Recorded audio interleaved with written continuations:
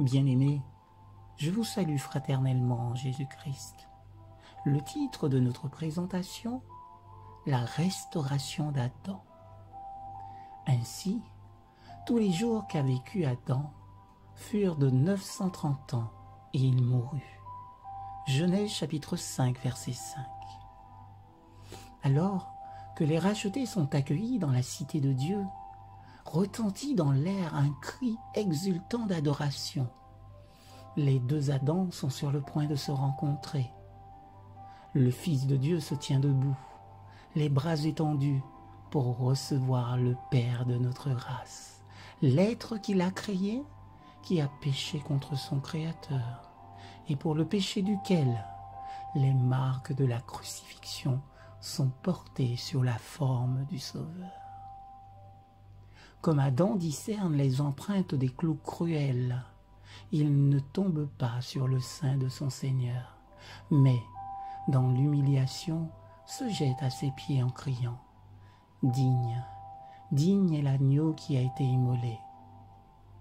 Tendrement, le Sauveur le relève, le soulève et lui demande de regarder une fois de plus la maison d'Éden d'où il a si longtemps été exilé.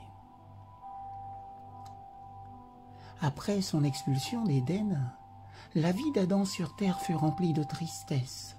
Chaque feuille mourante, chaque victime du sacrifice, chaque fléau sous la belle face de la nature, chaque tache sur la pureté de l'humanité était un nouveau rappel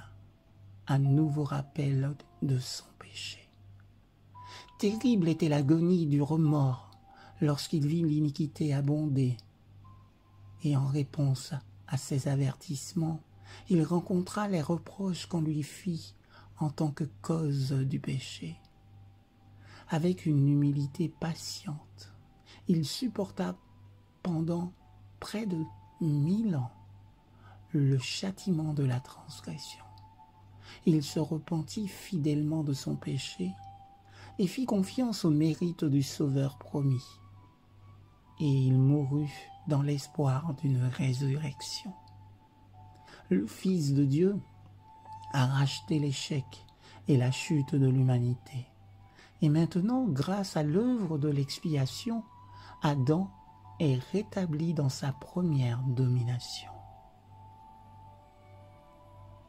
Transporté de joie, il contemple les arbres qui étaient autrefois ses délices, les arbres même dont il avait lui-même cueilli les fruits au jour de son innocence et de sa joie.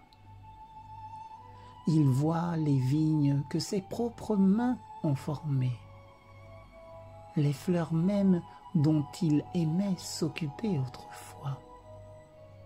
Son esprit saisit la réalité de la scène. Il comprend qu'il s'agit bien d'un Éden restauré, plus beau maintenant que lorsqu'il en a été banni. Le Sauveur le conduit à l'arbre de vie et cueille le fruit glorieux et lui ordonne d'en manger. Il regarde autour de lui et voit une multitude de sa famille rachetée, debout dans le paradis de Dieu. Puis il jette sa couronne étincelante aux pieds de Jésus et tombant sur sa poitrine, embrasse le Rédempteur. Il touche la harpe d'or et les voûtes du ciel font écho au chant triomphant. Digne, digne, digne est l'agneau immolé qui revit. Amen.